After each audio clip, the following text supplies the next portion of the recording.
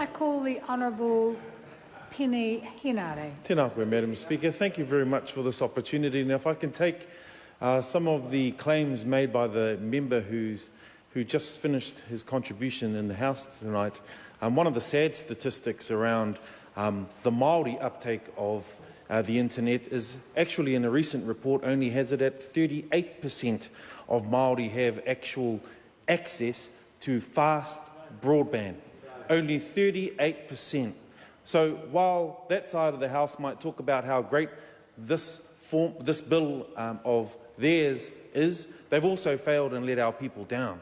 38% in this modern era. He mentioned digital natives. Well, with the Māori population being predominantly a young population, we are just natives. We're not digital natives, according to the statistics of 38% uptake or access to fast broadband.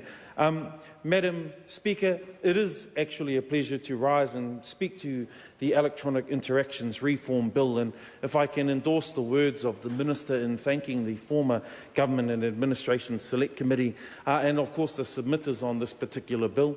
I wasn't a member on that Select Committee in the 51st Parliament, but I am proud to say I am in the 52nd Parliament and look forward to making meaningful contributions to the bills that pass through that particular Select Committee, just as the Select Committee did for this particular bill.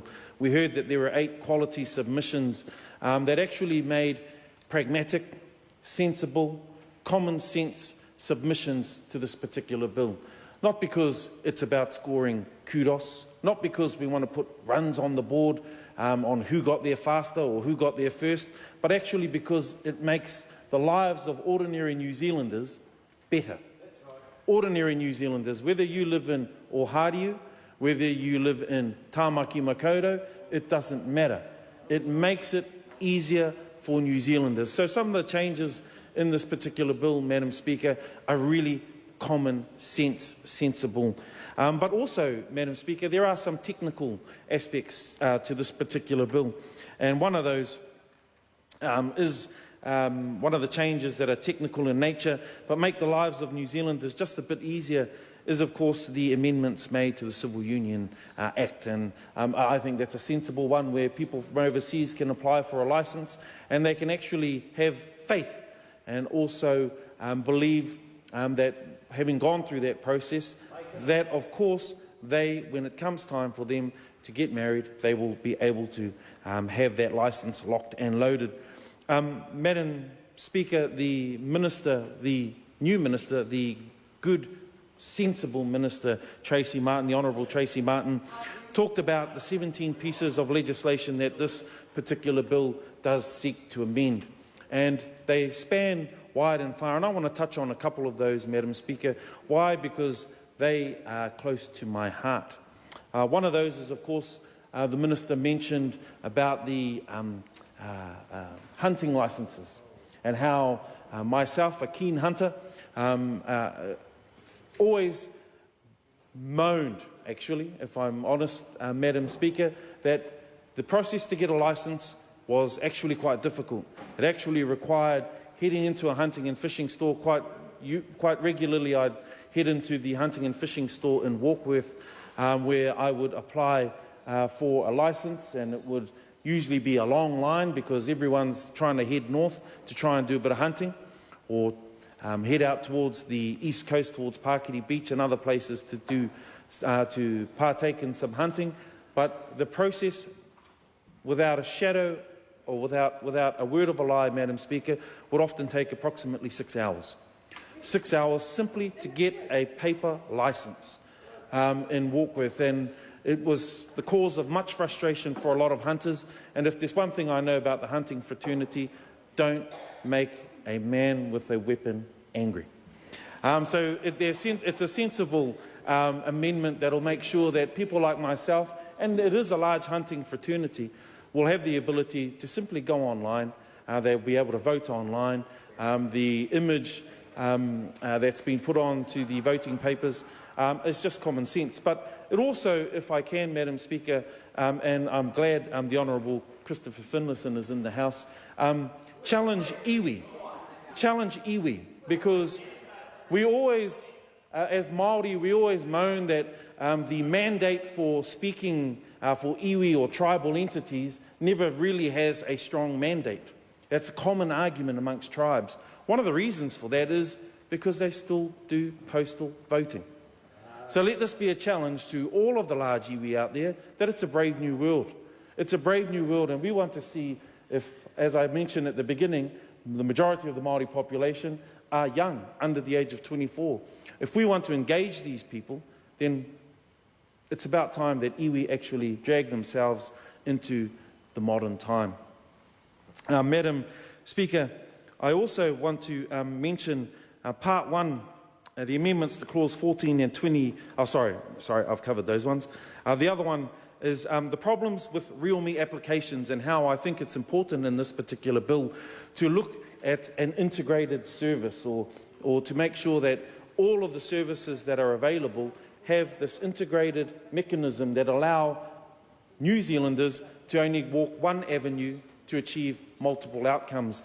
In the 51st Parliament, Madam Speaker, there was a challenge to the Justice and Electoral Select Committee to go and actually register for a real me profile. A real me profile, something I thought the very intelligent Justice and Electoral Select Committee could do quite easily. We discovered, upon trying to apply for a real me profile, Madam Speaker, that it actually was quite difficult. Not only did you have to go online, after you went online, you actually had to go into a post office and you actually had to confirm it there. Then you needed to make sure you had the right email address, a functioning email address. That is hardly making things easier for the average New Zealander. And let's face it, the results of that select committee trying to get a real me profile prove that we are just average New Zealanders. But these kinds of amendments will actually make it easier for people out there, and I think those are sensible moves. Another one that's always been a head-scratcher for most New Zealanders is the old notion of heading into a pharmacy to take a photo to apply for your passport. Madam Speaker, just recently I renewed my passport and simply had the ability to submit an iPhone selfie that met all of the requirements. That's right, and now my passport is valid for 10 years, which is fantastic. But the selfie allowed me to submit it online, and within a matter of days, about 10 working days, I had my new passport. Common sense, simple, making things easier. And while that side of the House, Mr. Speaker, might bemoan the fact that this particular bill started under their watch, the bottom line is, on this side of the House, we don't go for sixes all the time. We play a smart game. Sometimes you've got to score singles. Sometimes you play with a straight bat. If you're gung-ho and you swing for sixes all the time, more than likely you'll miss. So that's why these are common sense steps, simple single runs on the board. And we are proud on this side of the House, Mr. Speaker, to ensure that we are making the lives of New Zealanders better. And I want to finish just in the last lot of time allocated to me. And I want to say that once again it is a brave new world.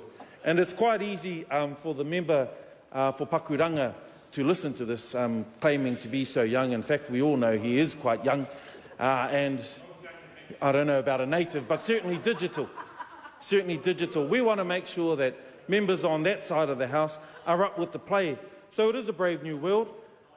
Some of the big challenges, and I want to say this, and I'll quote my grandfather, we've come too far not to go further. Let this particular bill be a great start. So on this bill, we're going to score singles. But when we close the digital divide, I can tell that side of the House, the opposition, that we're going to be hitting boundaries. 4s and 6s, because there is so much more work to be done to make sure there is a digital integrated service across the entire public sector.